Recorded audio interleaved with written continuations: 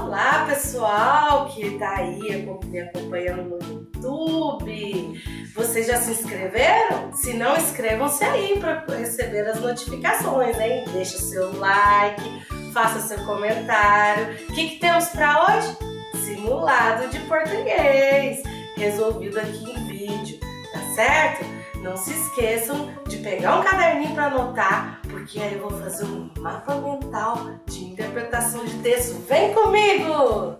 Contar histórias é o antecedente remoto da literatura, da história, das religiões e talvez, indiretamente, a locomotiva do progresso.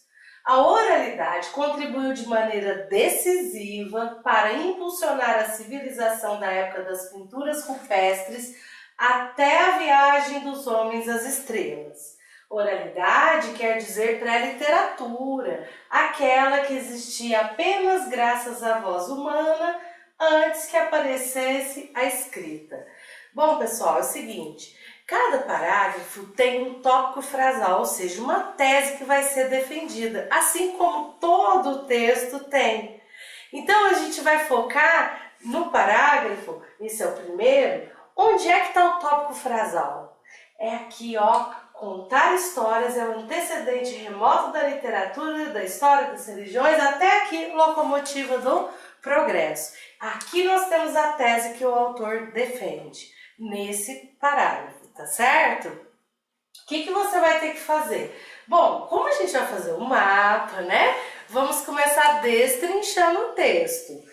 Aí no mapa eu vou colocar uma ordem inversa, mas de propósito. Porque aqui, ó, eu vou pegar as palavras-chave, literatura, né, história, religiões, locomotiva, que é a locomotiva do progresso, e vou deixar aqui, ó. Beleza. Aí isso está relacionado com o quê? Com contar histórias. Ah, professora, mas vem cá, por que eu não coloco contar histórias, né, e põe a seta aqui para baixo? Pelo seguinte, porque isso daqui, contar histórias, é o que o autor vai filosofar. Então, sempre ele vai retornar aqui. Então, para facilitar, né, a montagem do esquema, a gente vai deixar aqui embaixo. Só que a gente vai lembrar que ele fala que é o antecedente. Então, contar história vem antes, né? E depois vem a literatura, história, religiões e o progresso. Beleza? O que mais que ele fala? Ele falou que a oralidade contribuiu de maneira decisiva para impulsionar a civilização, não foi?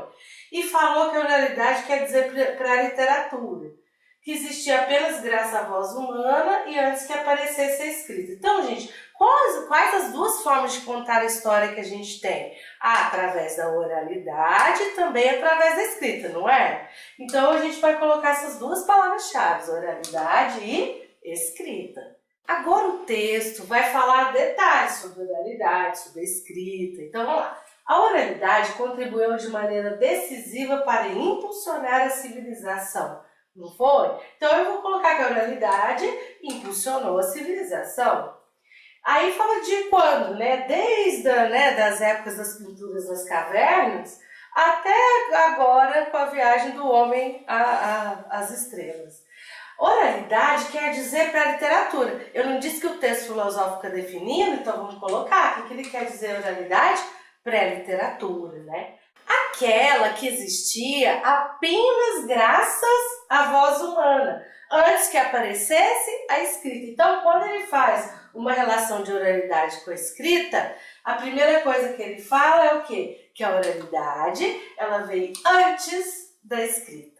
Bom, pessoal, agora aqui, ó, o que acontece? Está falando os contos, histórias inventadas davam mais vida aos nossos ancestrais. Vamos relacionar também, né? Contos e histórias inventadas, antes, né, quando fazia parte da oralidade, era parte do quê? Da pré-literatura, por isso que eu puxei uma setinha aqui, tá certo? Então, contos e histórias inventadas, a gente pode relacionar com o que o autor vai dizer. Vejam bem. O que eles faziam? Davam mais vida aos nossos ancestrais. Então, vou colocar a palavra-chave, davam mais vida, tá bom? Mais vida.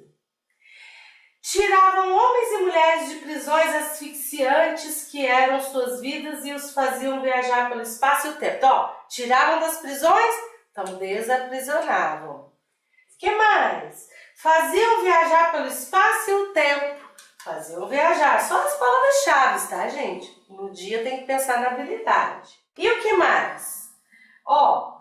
Também viver as vidas que não tinham e nunca teriam em sua miúda e sucinta realidade. Então, se você, não pode ter aquela vida, e nunca vai ter, isso daí significa que vai sair fora do quê? Da realidade. Então, eu coloquei viver fora da realidade. Sairmos de nós mesmos, sermos outros, graças à fantasia, não é viver fora da realidade? Certo? Qual é a consequência disso? Nos entretém e enriquece. Então, vou colocar aqui, entretém e enriquece. Mas, além disso, nos ensina como é pequeno o mundo real, comparado com os mundos que somos capazes de fantasiar. E deste modo nos incita a agir para transformar nossos sonhos em realidade. Então é mais do que entreter somente e enriquecer, Então eu vou colocar aqui, é mais do que isso. Aí vou colocar essa frase que ela é chamativa aqui no texto, Que nos incita a agir e transformar nossos sonhos em realidade. Vamos à segunda parte do texto, primeiro marcando o tópico frasal. O progresso nasceu assim, da insatisfação e do mal-estar com o mundo real que inspirava nos humanos a mesma ficção que os deleitava. Então aqui está o tópico frasal, que é a tese que o autor defende, tá? Então, gente, aqui a gente tem o progresso aqui no mapa mental, não temos? Ok. Então, como que nasceu? Qual foi a origem, do progresso? Ora, segundo o texto, segundo a filosofia do texto, nasceu da insatisfação, em relação ao mundo real. E essa satisfação inspirava nos humanos a mesma ficção que os deleitava. Então, a gente vai marcar aqui que a insatisfação, ela fazia também o quê? Ela inspirava a ficção que os deleitava. Deleitar é agradar. As histórias que inventamos, histórias inventadas, não está aqui no nosso esquema? Então vamos a partir dela. Então aqui que a gente vai falar. As histórias que inventamos constituem a vida secreta de todas as sociedades. Vida secreta de todas as sociedades? Isso é importante, é mais uma definição, vamos colocar aqui. Aquela dimensão da existência que, embora nunca tenha tido chance de se realizar, foi de alguma forma vivida pelos seres humanos, na incerta realidade dos desejos, fantasias, pesadelos, invenções, de toda essa projeção de vida que não tivemos e por isso devemos inventá-la. Então, gente, aqui, essa questão da vida secreta da sociedade, ele define que foi de alguma forma vivida pelos seres humanos. E também fala da projeção de vida que não tivemos e por isso devemos inventá-la. Tudo anotadinho aqui no esquema, rapidinho você faz. Gente, vocês podem abreviar também, tá? No dia.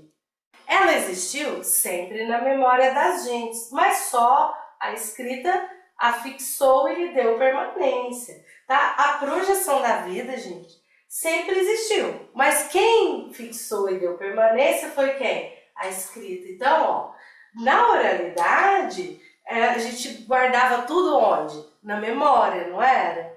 Ia passando de geração para geração, Os contos que os pais iam falando para os filhos e assim continuavam a existir. Mas a escrita fez algo a mais, O que a escrita fez? Fixou e deu permanência a essas histórias.